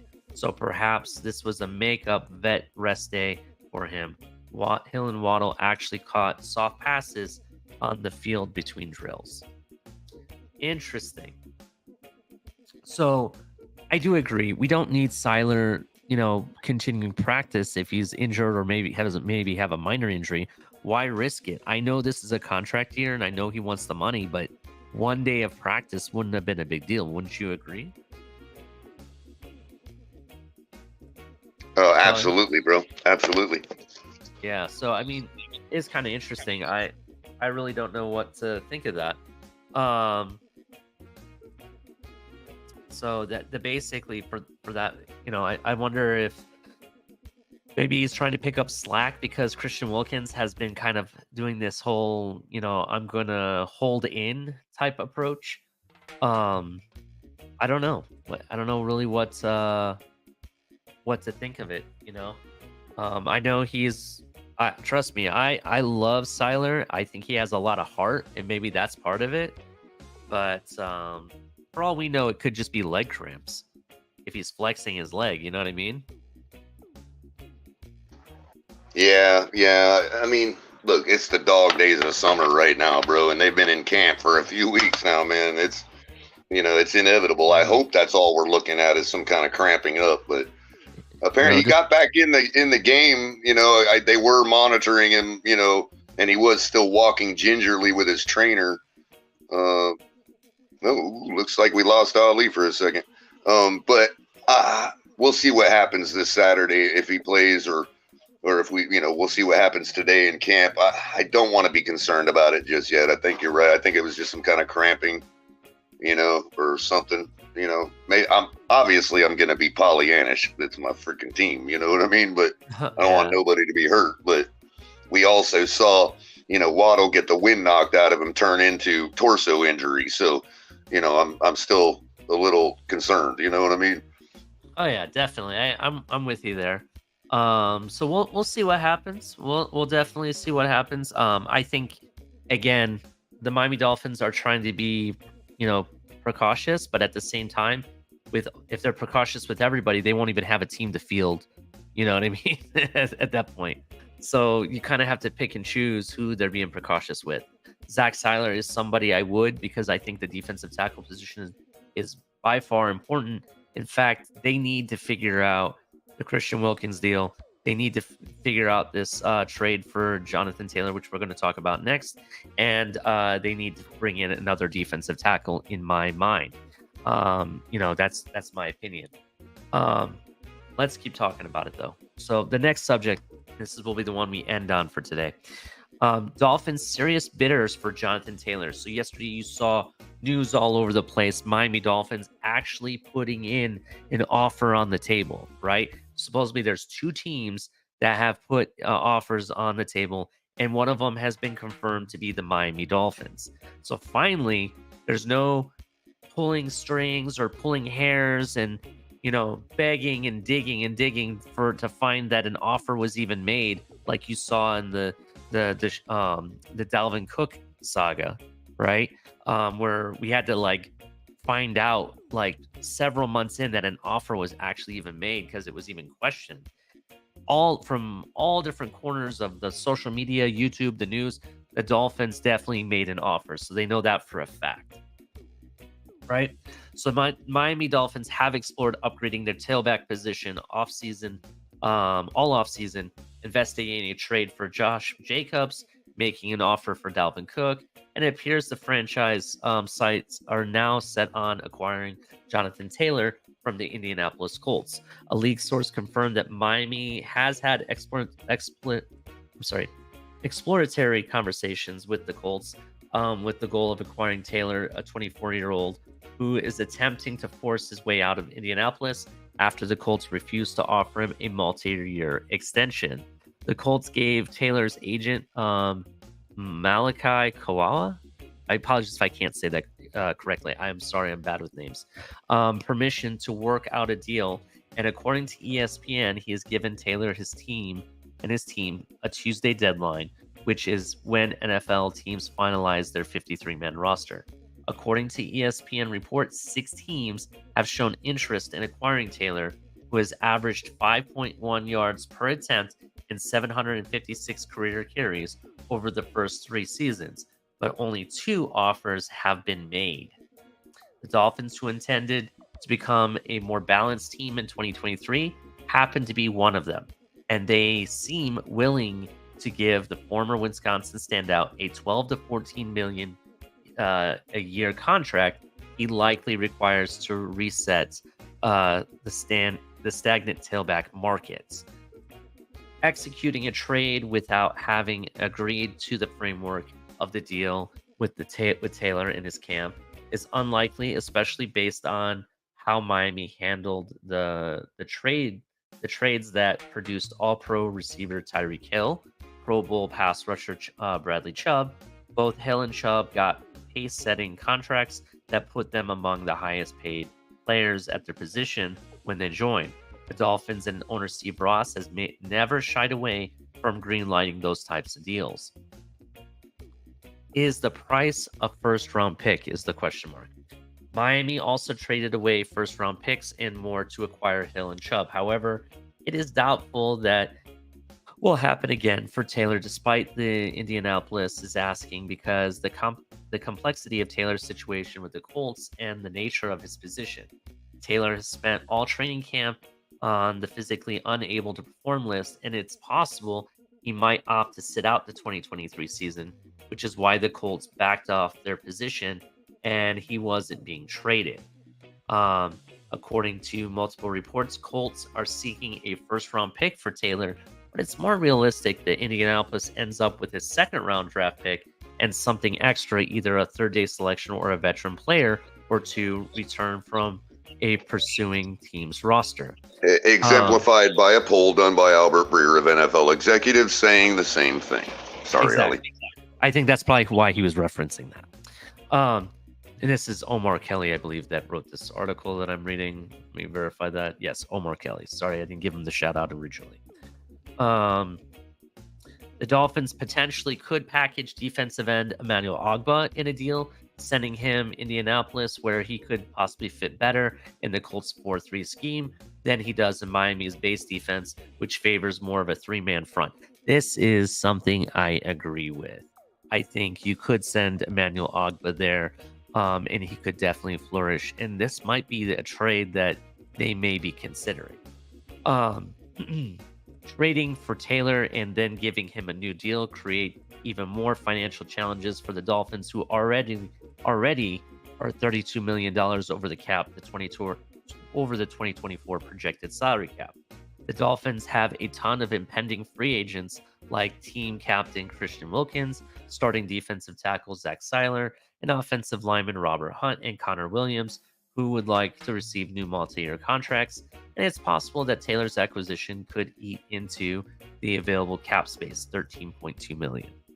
Head coach Mike McDaniel has vowed to get back to the NFL roots as a run game specialist, making it a priority to become a more balanced team. In 2022, McDaniel's first year, Dolphins head coach, the team produced the seventh fewest rushing yards per game, 99.2, and attempted the second fewest carries per game, 22.9. So, what has happened with our current offensive line and the offensive line depth that we provided? We verified that our run blocking is our strength. It is now a strength of our team color. Now is the time to bring in that running back who can take advantage of it. You know, did you say that's verified? I'm assuming by the numbers lately. Yeah. Because my eye test matches right up with that, bro.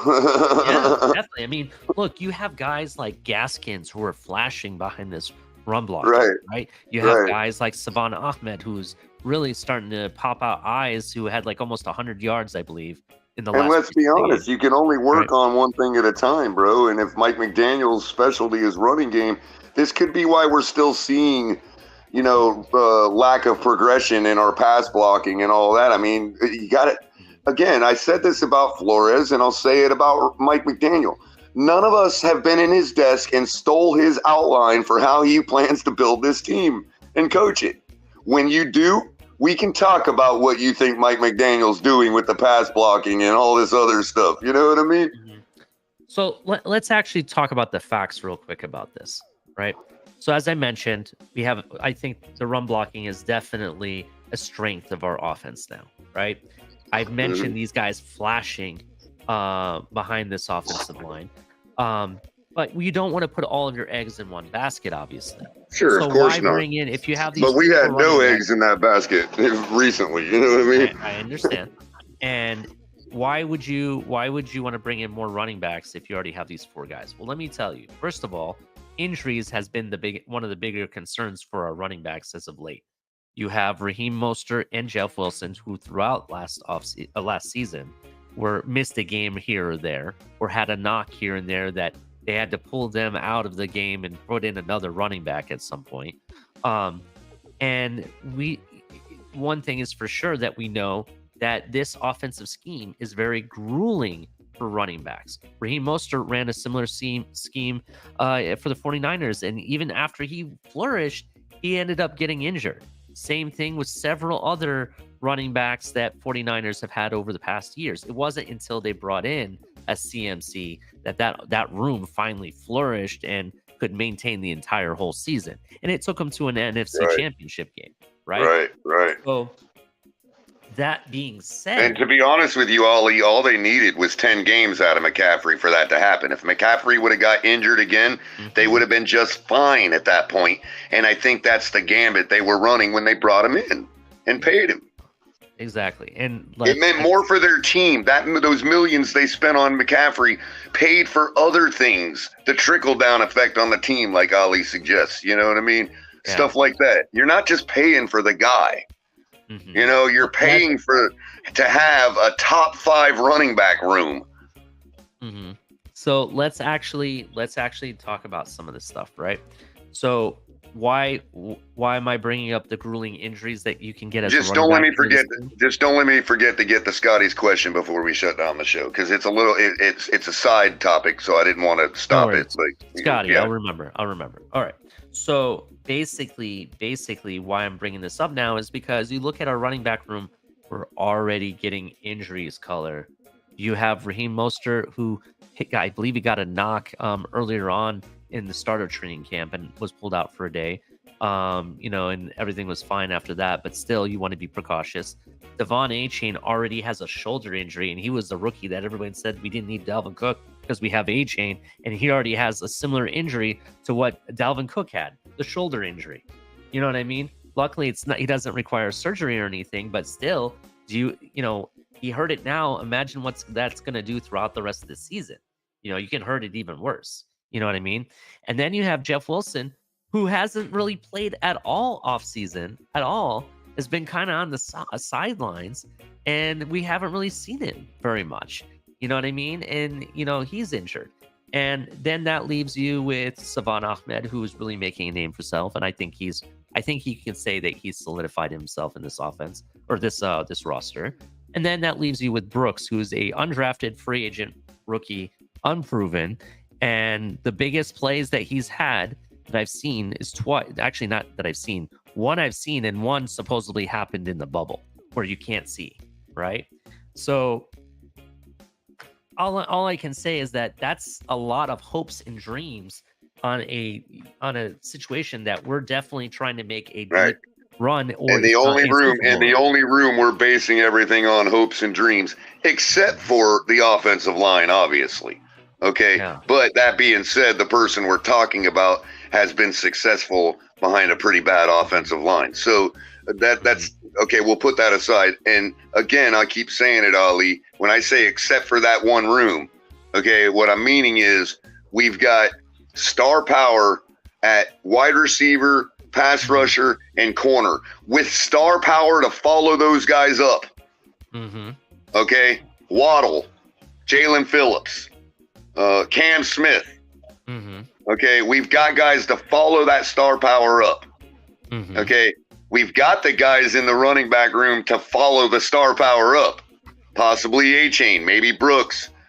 These new guys we project on. You know what I mean? And I don't disagree with those projections. But who are they following up? That's the only room that they're not following up any star power. Why would we not do this? Yeah, that's We've true. done it at every other key position.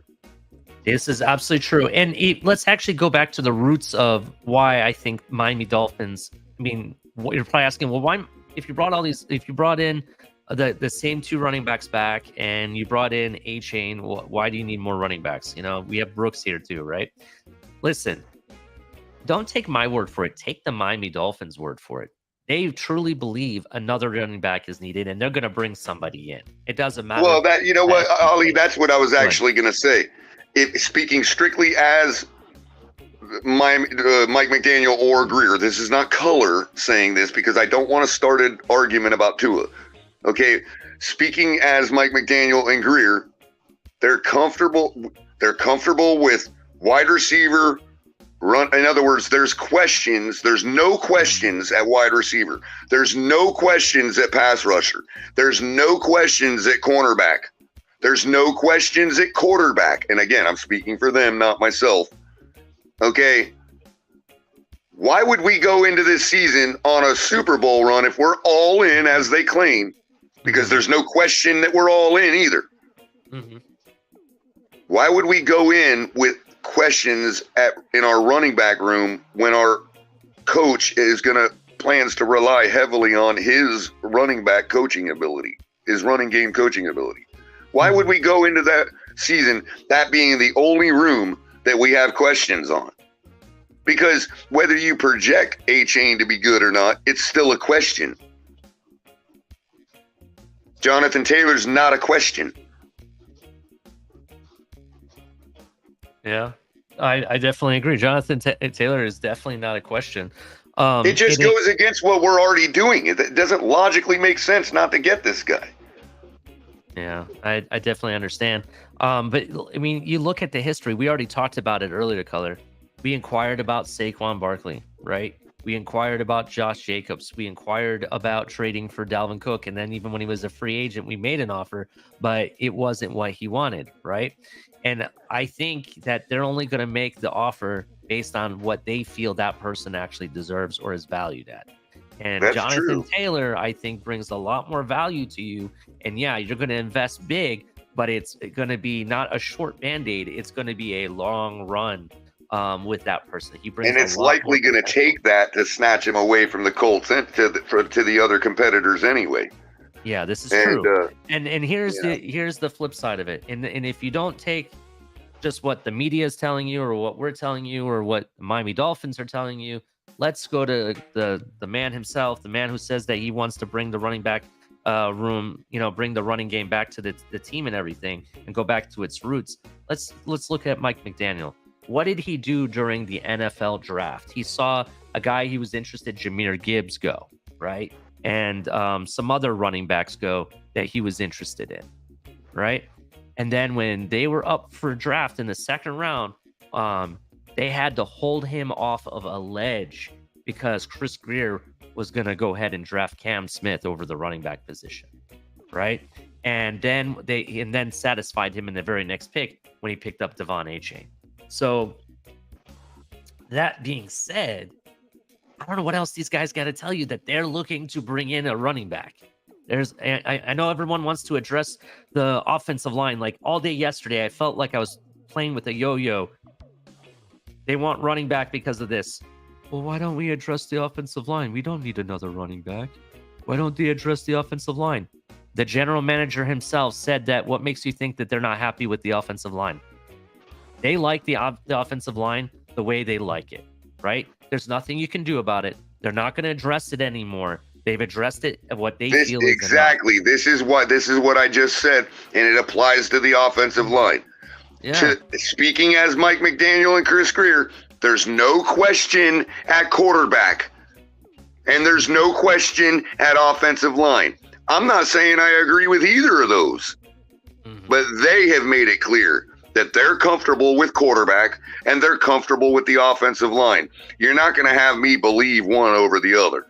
They've even argued. I mean, we've even argued on here and actually debated it, even talked about it, even read an article about it, that this offensive line doesn't need to be elite or great. It just needs to be average. Well, Ali, what I'm getting to again is the same double standard that rears its ugly head every time.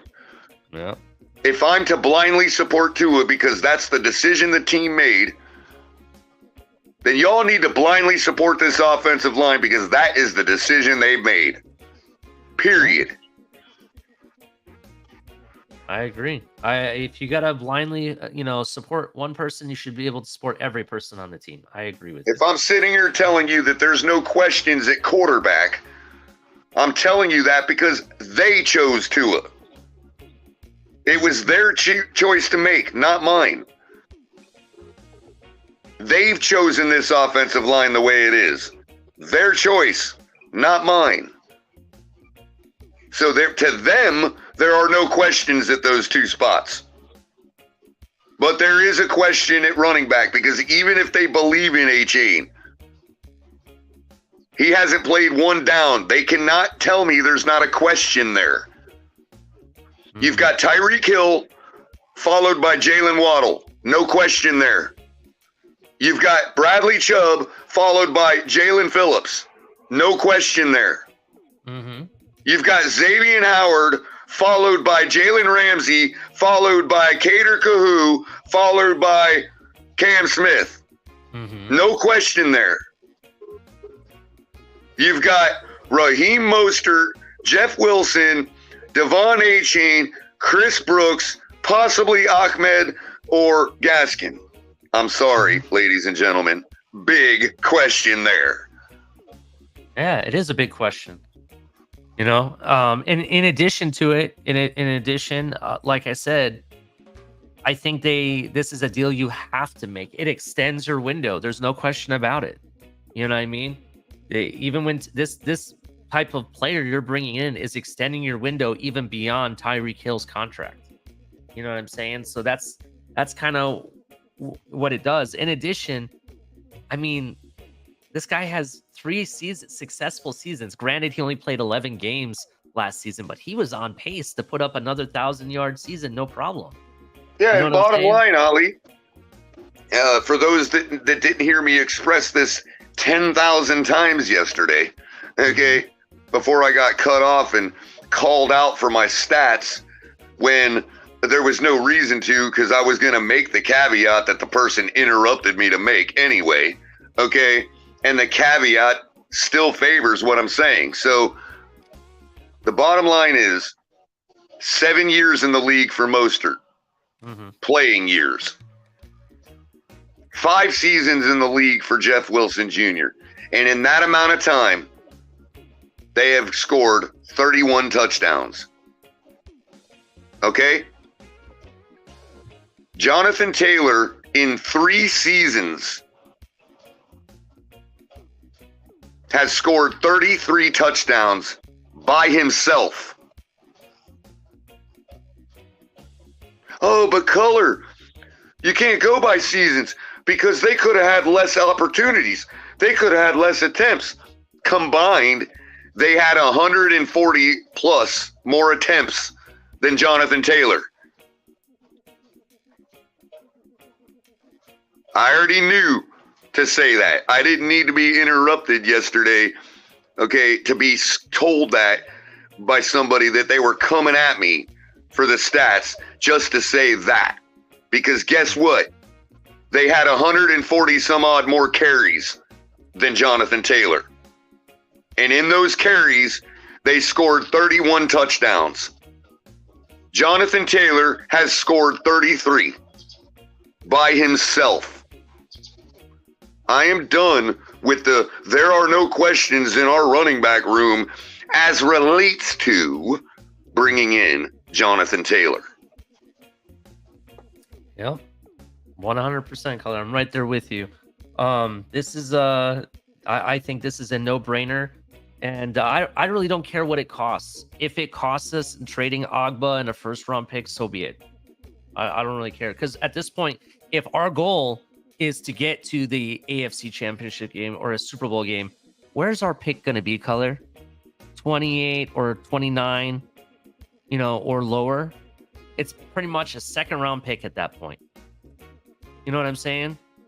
That's just my opinion. So, well, this leads me to the Eagles because they got their offer turned down so far, and we got wind of what it was. And the I don't know what the package overall was, but the best pick was their day 2 second round pick, right? Well, they're going to likely draft, 30th, 31st, 29th, something like that anyway. So what they effectively offered the Colts was a day 3 pick or a high day 2 pick. You know what I mean? Like low day 2 pick, I should say. You know what I mean? Mm-hmm. And so, unfortunately, because we're in the same boat, whether we get Jonathan Taylor or not, we're probably going to be drafting like 27th, 28th, 29th next year. Okay. They see our day 2 pick the same way they see Philadelphia's as a 3rd round pick.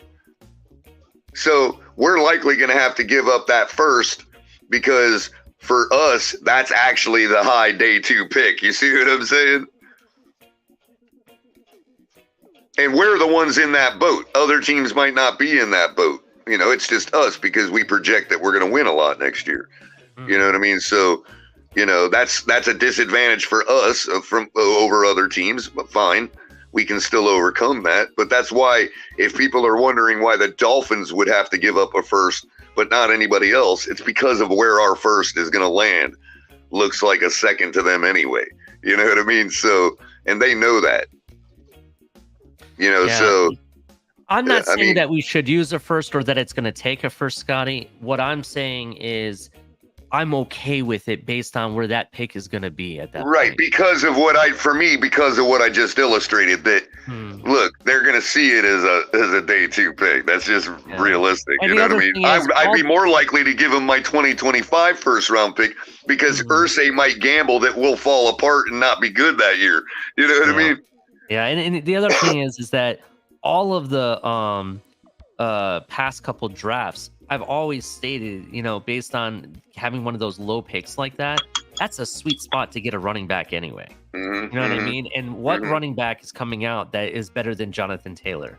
I can tell you right now, exactly. I've And you're already talking about looked at them, none of them. all the legwork being done for a rookie back coming in, all the HR paperwork filled out, bought his new home already, has already acclimated to life as an NFL player. All of that's ready, done. So if you were sitting there next year with our 27th pick, you know, first round pick, you know what I mean? Are you not drafting that if that was available? I mean, seriously, I'm not trying to knock anybody for their opinion. I'm just asking a serious question. You have to ask yourself, like, would you really not draft Jonathan Taylor if he fell to you next year in the draft, given that he's already completely acclimated to the league and proven to be a star at NFL speed? That's a no-brainer. Like 27th overall pick? Are you kidding me? I would pick him and give the league extra draft picks. I'd be like, here you go, NFL. I feel bad. I feel like I fleeced you. You know what I mean? Yeah, I agree with you. I agree 100%. And I don't expect everybody to agree with that, but it is a logical train of thought. And that's all I expect people to acknowledge, is that is very logical, and take it into consideration for yourself. If it doesn't move the bar, just don't ignore it. If you know what I mean, and then come back to me with the same 10 arguments. You know what I mean? Yeah. Because I've laid out my logic and I'm standing on this square. Jonathan Taylor is the guy. This is it.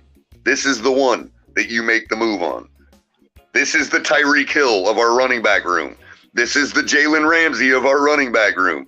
This is the Bradley Chubb of our running back room. I know there's argument about Chubb, but again, I'm speaking as what they see in Bradley Chubb. They spent the money on him, so they obviously see it.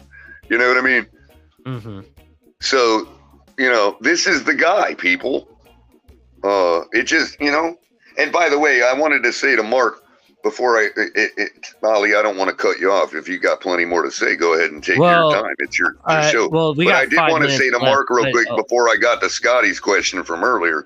I wanted to say to Mark, ask Mark if he's done that exercise on all 6 teams involved in this race for Jonathan Taylor. Have you looked at Spot Track for their cap situation? Until you do, you know, come back to me when you do, and I'd like to have that information.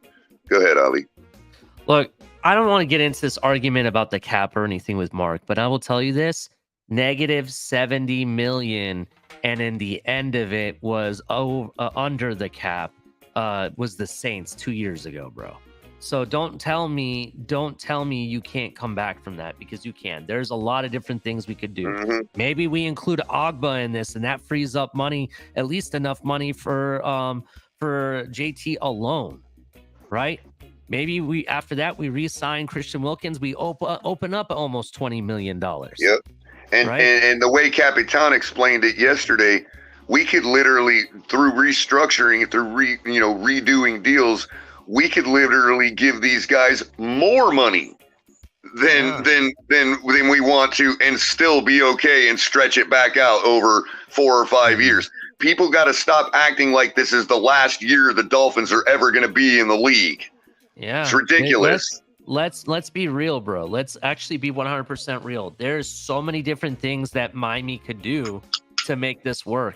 If teams really want a player, they will make it happen. There's nothing. Exactly, Ali. And guess what, Mark? That's what separates the Super Bowl winners from the dynasties. So yeah, you're right. If we don't accomplish that, then we failed. So what? There's players on this roster that are on the bubble right now who I'm projecting to be cut. That saves you $3 million here, $1 million there, and there's quite a few of them, and that will come off that cap amount. Right. But guess what, Mark? I'd rather be the one with a Super Bowl champion going, what kind of deals are we going to do to make sure this roster is tight enough to keep this run going? I'd rather be faced with that decision than going, oh, you know what? Since we'll have to tear down the team afterwards anyway, let's not make this move so we can continue to be mired in mediocrity trying to get that complete team before we decide, yeah, this is the year. What are you going to do, Mark, when Von Miller gets injured again and he's basically stealing money away from you, millions of dollars from your team? Exactly. Not getting Jonathan Taylor here after solidifying those other 3 key positions that I said, not getting Jonathan Taylor here is having your foot half in the water. I'm sorry, and Christopher Greer should be fired. Yeah, that's true. Period. Well, by the way, one quick fantasy. Go ahead, Ali. We got about 8 minutes. 3 minutes. We have 3 minutes, actually. 3 minutes. Oh, quick fantasy take. Go ahead. Sneaky good play for tonight. DeAndre Swift. If he's not injured. I don't know. He might be injured and not playing. But if he's available, sneaky good play. Because that's who they offered yesterday for Jonathan Taylor. So they're going to want to showcase him if he's not injured. Interesting. So, Color, you had a question that you wanted to answer for Scotty. Please get to that. Yeah. It was about if we were able to move. Correct me if I get this wrong, Scotty. But the gist of the question was if we're able to move Agba to the Colts, would that open the door for bringing in a guy finally like Akeem Hicks? Obviously, it basically depends. It depends on what they do with the contract for JT, right? Because I honestly think that this is a move that Ross is going to be like, listen, I'm going to pay out of my own pocket for this, right? Which basically, through like a signing bonus or sign bonus or whatever, they're going to pay all that money up front, right? Where it doesn't hit the cap. That's basically how I could see that working. And when that happens, yeah, you could bring Akeem Hicks finally, which I honestly think they need. They need to, because Hand hasn't impressed or done anything more than what Pilly has. I'm with a lot of people, in the community that Brandon Pilly needs to make this roster. I think he's worked harder. He's done more. Even after a neck injury, he comes right back and still, and still be able to perform. Yeah, bring him in. I think that's the guy you end up keeping. Hand really hasn't done anything for me at all. At least the last game he hasn't. In the weekend practice, I haven't heard anything. Well, appreciate that answer, Ali. Because I would have just been flippant and said yes. Yeah, but anyway, final thoughts, Color. Let's go with final thoughts.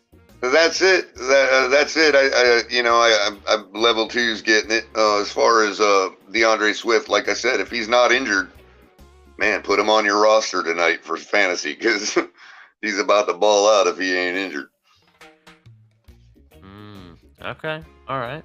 Yeah. My final thoughts are Miami, Chris Greer, get it done.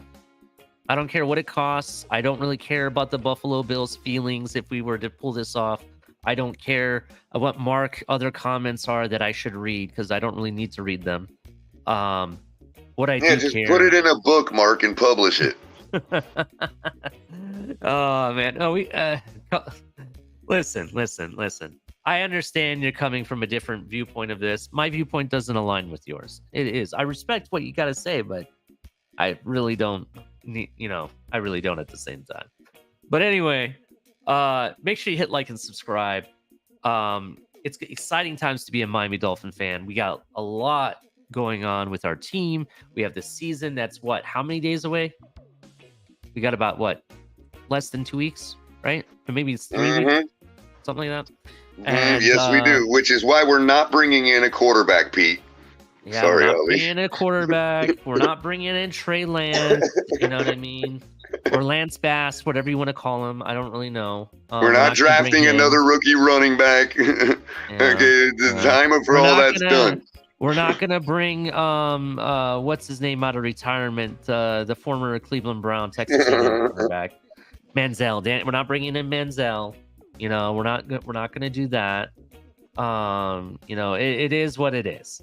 You know what I mean? This is our team. We're gonna support you 100%, regardless of who's playing, 100% of the time. I truly believe that this would be the finishing move, as Omar Kelly said. You know, you bring this guy in. He is the finishing move. He puts your running back room over the top from good to great or amazing. And these are what I call Super Bowl moves. That's basically what it comes down to. And if you agree, hit like and subscribe, turn on notification bells, tell everybody else, check out the other content. Stay tuned for 10:30 a.m. You got crypto and color for another great show. With that, I got to say thank you very much for hanging out with us. And fins up, everybody. Talk to you tomorrow. Yeah.